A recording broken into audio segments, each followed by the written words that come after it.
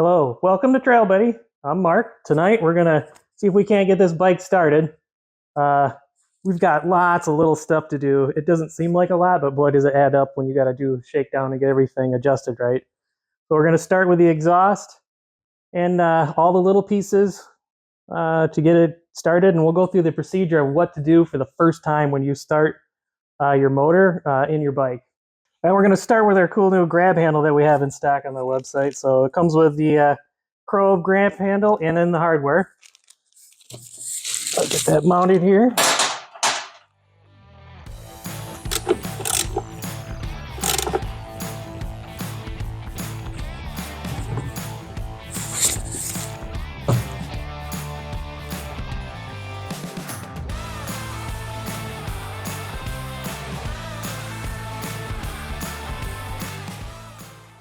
Next, we're going to take care of some cable management here on the right side. So we've got our OEM cable clip that we're going to put on the right. This typically would go over the engine guard.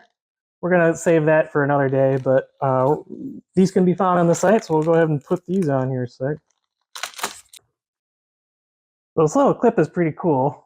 It'll hold the length of the harness and grab this cable here for our rear brake and keep that from wiggling around too much.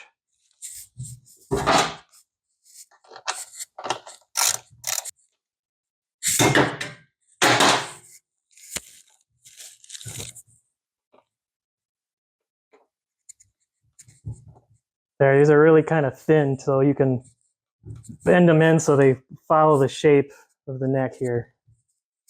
All right, so we got that looking good. Got our wire harness. We'll double check when we get this off the lift on our big shakedown run of making sure that when we turn all handlebars, this has got plenty of slack. This and especially our throttle cable. Now onto our exhaust. So we want to make sure we've got our right components here. So we've got our thumper exhaust, thumper 2 exhaust. And then we've got our exhaust gasket. And we've got our nuts that go on the stud. Now, if you could fit them, it's really good to double nut those. So get it down, adjust to get it tight, and then put a second set of 10 millimeters on there. Sometimes the studs aren't quite long enough, but with all the heat, warm up, cool down, warm up, cool down, those ones are the ones that tend to walk off, and then the exhaust gets real loud. But we'll reposition the lift. We'll put this on.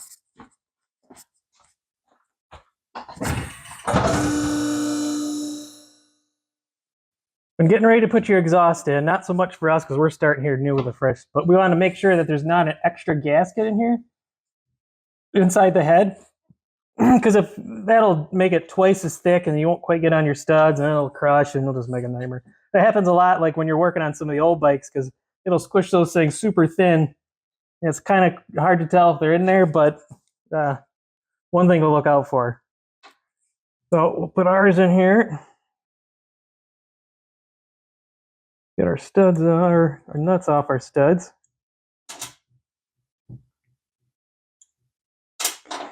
And I took that exhaust gasket out a second, but I just want to do a quick fit. Make sure everything's okay.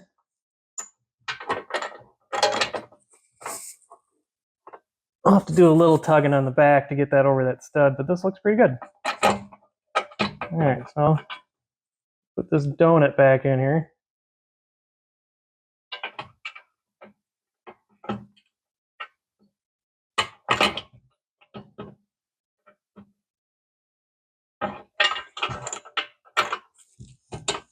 All right, so I'm going to leave these a little loose, so that way I can work on the back of the bike.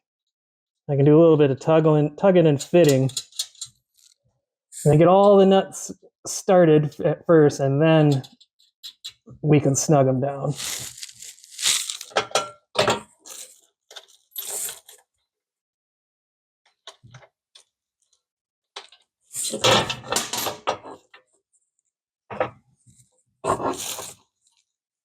So every now and again you get a stack up where the head for these newer engines are just a little bit far forward, and also their tolerance for bending this pipe. But like right now, we're just almost over the slotted hole. It's going to take a little bit of, I find it's good if you hold it up there, you push it in here, and we can also get our dead blow hammer. Just pop it over the threads. I was able to do it by hand, but we got that started. And we'll get a little more engagement on there. Seat up.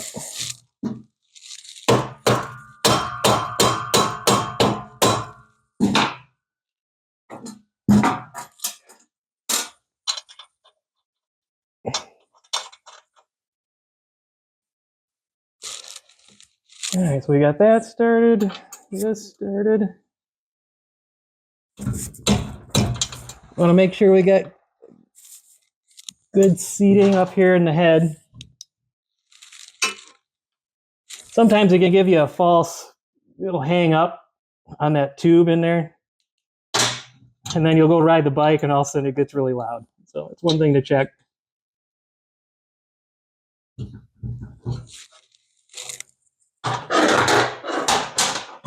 It's easiest for up here to use a open end wrench. And then up top, we have to get the one for the big acorn, but I think we've got it started. Another thing in positioning is your Kickstarter.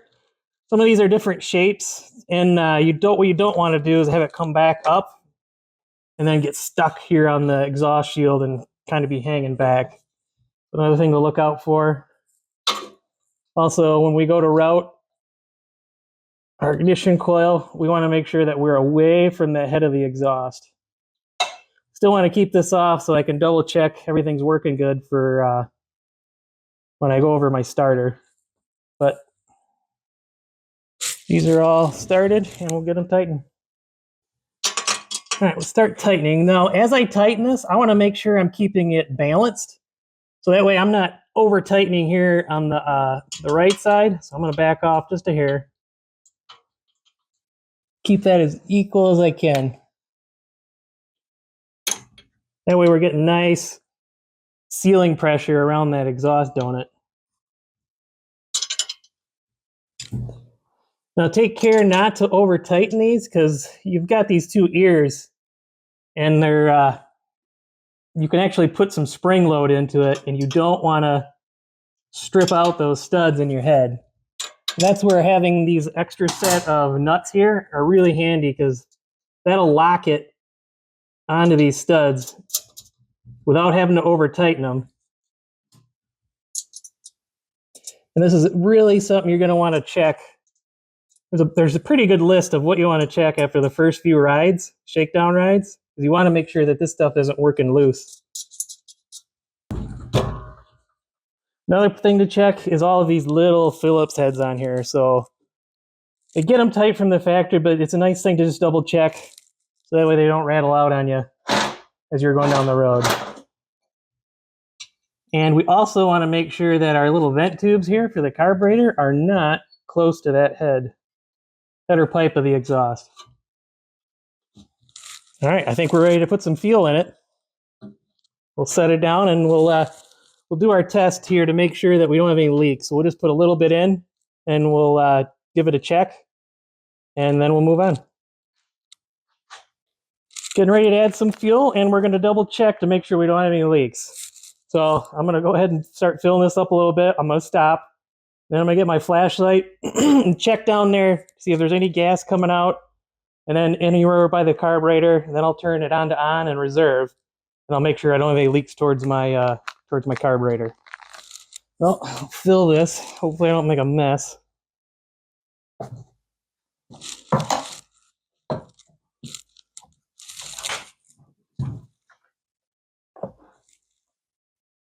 So as you're filling it, it's good to check the reserve, make sure there's no leaks. Throw some more gas in it, and then the on, which is the higher tube, make sure there's no leaks there. Because then you can tell the difference between the two, which one's leaking. So that way when you go to, kind of a nightmare because you're going to have to pull the tank back out, but it's better than gas getting all over the place. So as of right now, we've got no leaks. We'll let it sit for a little bit. I'll double check it with a flashlight. We'll cycle the on-off reserve, and we'll install our new aftermarket gas cap here for a sec. We'll get this ready. So these gas caps, it's important to make sure that there's a little rubber valve here. It says on and off. You want the two arrows pointed at each other. So that way it turns off the vacuum or the breather, rather, to the gas tank. And then it'll have a starvation issue because it will not be letting gas flow. Now we're ready to check our oil level. Now these are shipped with oil in it, but I would recommend changing the oil right away, even before you start it. And then give it a few good rides, a bunch of heat up, cool down cycles, maybe a couple dozen good times, and then change the oil again. That takes out any of the impurities or anything that's working their way out of this brand new motor. Gets it in that oil, you drop it, you put new fresh oil, and then you're probably good for the season, or depending on the mileage that you do. Before we go ahead and just start untightening bolts, we got to make sure here we've got two potential that people will mistake as the oil drain bolt. So we've got our main one here, which is a larger one, and it's got a little protector in front of it. That's the one we want to take off to drop and drain the oil. There's another one over here closer to the shifter lever on the left side of the bike. That is for the timing chain tensioner. So we do not want to take that guy out. This is the guy we want right here. So we got our drain oil here, and I can't stress it enough. The engines are shipped with just the amount of oil to keep everything from getting nasty inside there, but not too much so it doesn't leak out of the breather and get all over the place. So, I mean, we've only got maybe a 10, 20 cc's here of oil. So make sure that gets drained and replaced before you start your new motor up. So what we typically run in our motors here, the new ones, is a 5W30. Now, the most important thing about putting oil in a wet clutch system is you got to make sure that you get 4-stroke motorcycle oil that's designed for wet clutches, not just a regular automotive oil. It just helps the clutches last a lot longer, and some of their more detail we won't get into right now. But again, we're using 5W30, and we've got our maximum here, premium. And we're going to go ahead and add 500 cc's of this.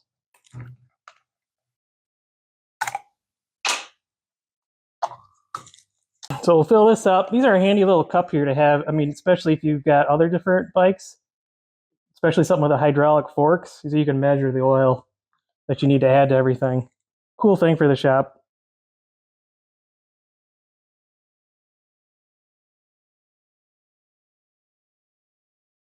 All right, right to 500. Get our funnel, make sure it's clean.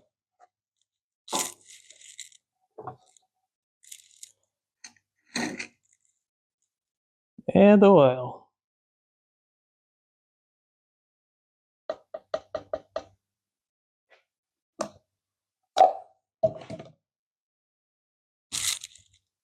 Okay, we'll check our level, make sure we did it right.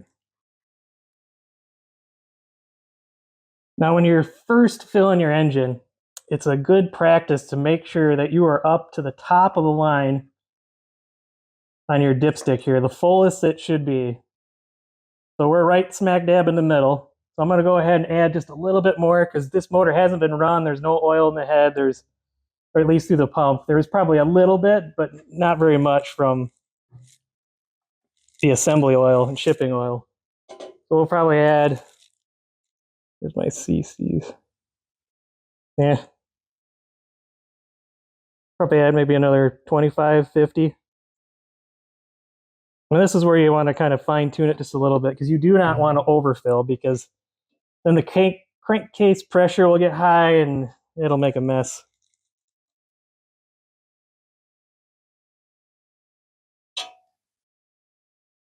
All right, we got it.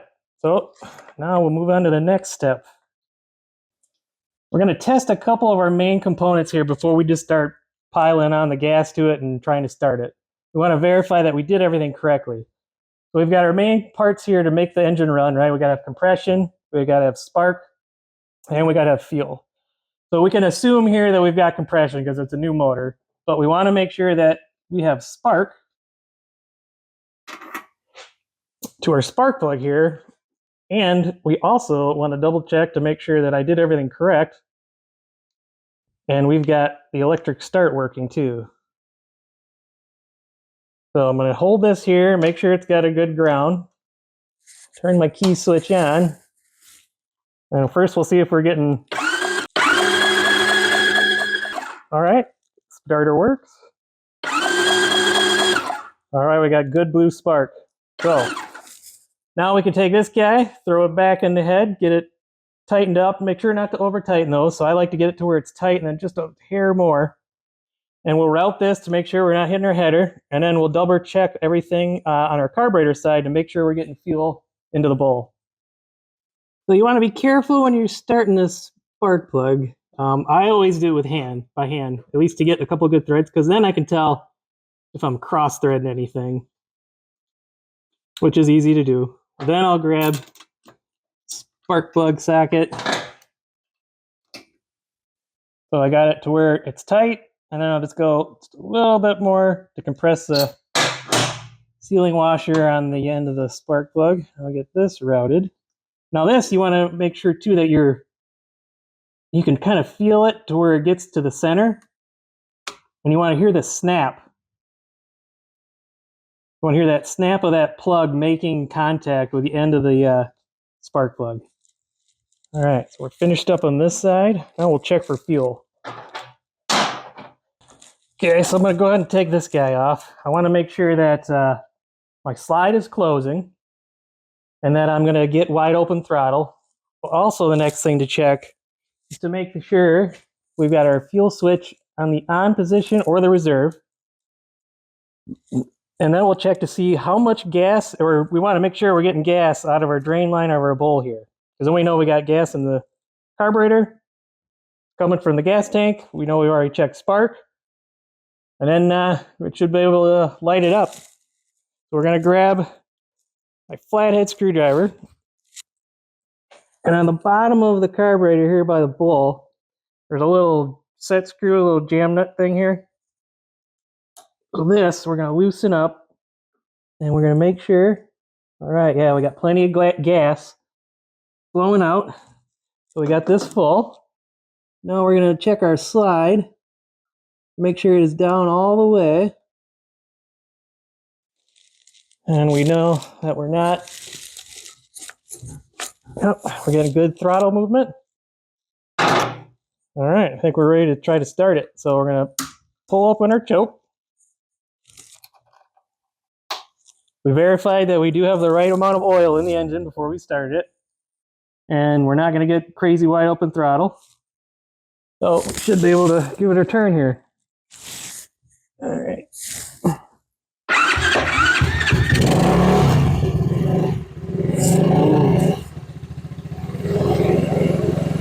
There we go, first crank.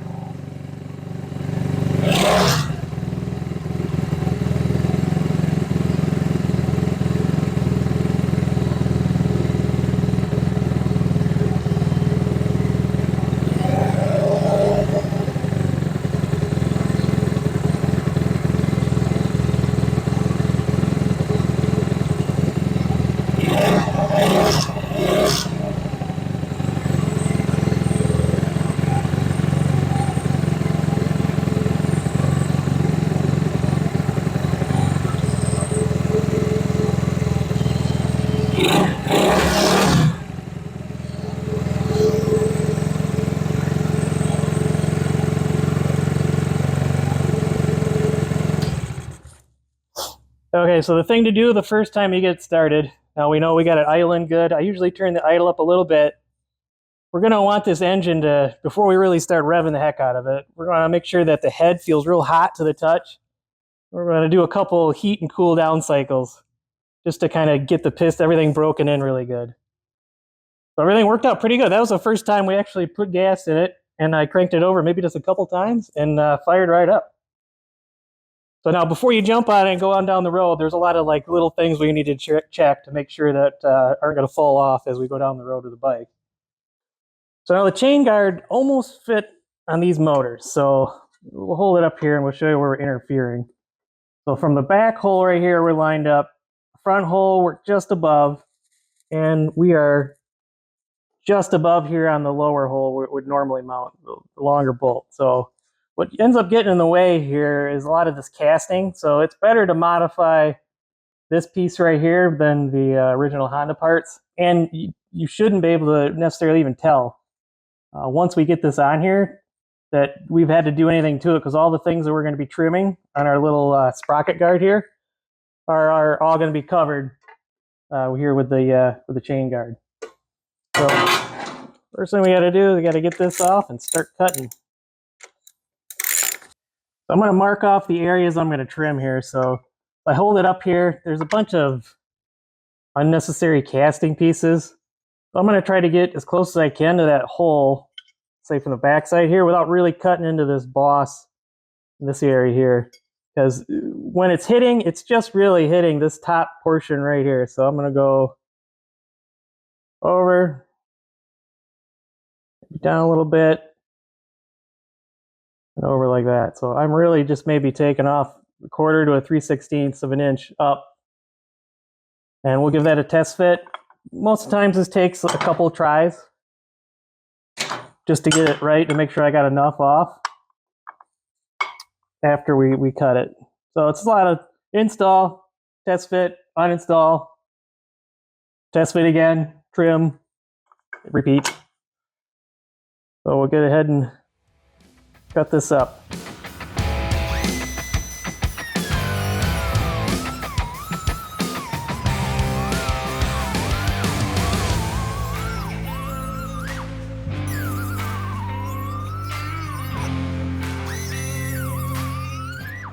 We did our first trim and I just got this bolted on.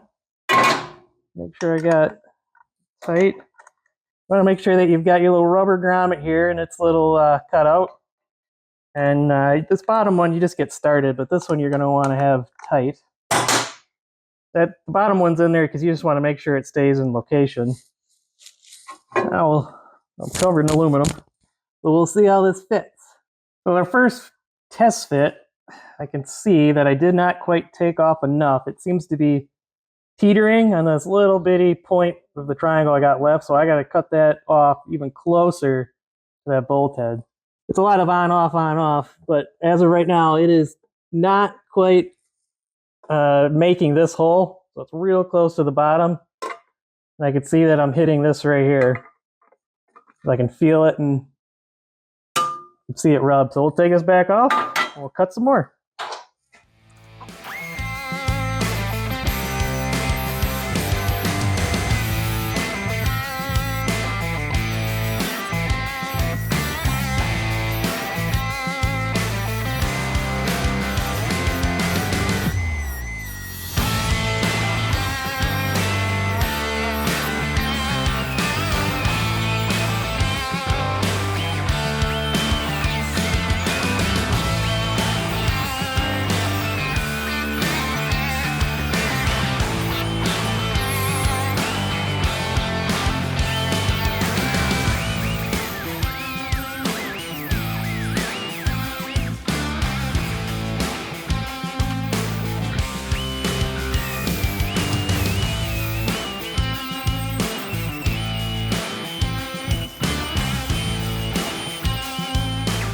We've got it all trimmed up. It's involved. It takes a little bit, but I think to get the original chain guard on here, it's well worth a little bit of patience and effort to trim this up nice. So it took me about 5 or 6 installs, and it's probably better just to sneak up on it because you can always take more stuff off, but you really can't add it on too easy.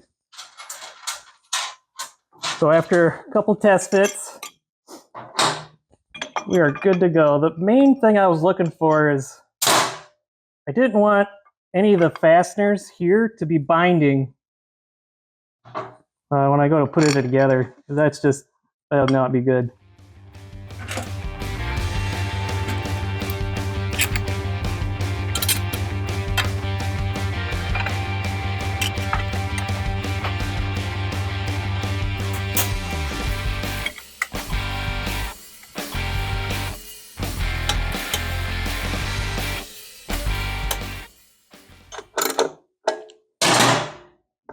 All right, we got it all mocked up.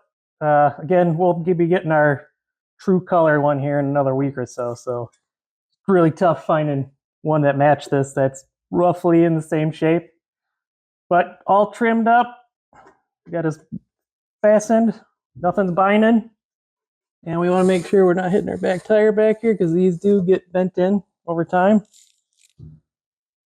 Okay, now we got our chain guard on. I won't be ripping pants off my legs. I think we're ready to give it a maiden voyage.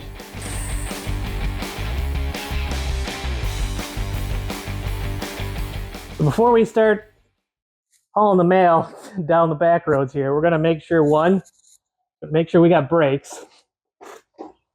Okay, so we got our front and we got our rear. The throttle's cycling easy. And I did kind of a once over before I took it off the lift just to make sure that everything appeared to be tight, nothing loose. So I know it's hard to fight the temptation, but your first maiden voyage, you're going to want to just take it around, take it easy, maybe lightly go through the gears, let the engine get hot again, and bring it back in the garage and just give it a once over really good. Like check your axle bolts, nuts, your engine, like anything that could really hurt you or anything that could come loose, because you don't want that to happen. So choke out, on.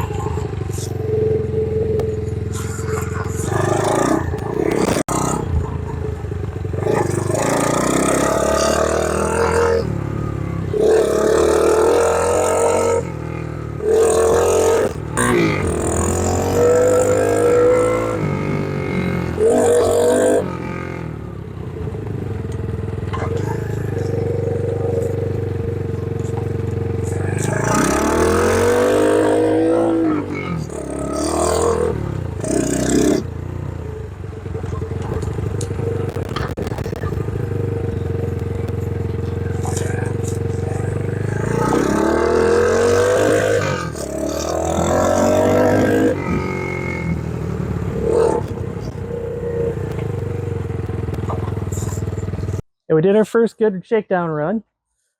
Things to check out after that. I let the engine get up to operating temperature. I was just taking it easy, tooling around. I was having a little fun with it, but now's the time to check. Now, typically that chain is when it's going to stretch the first few rides. So I know I got to tighten that up. I'll watch that.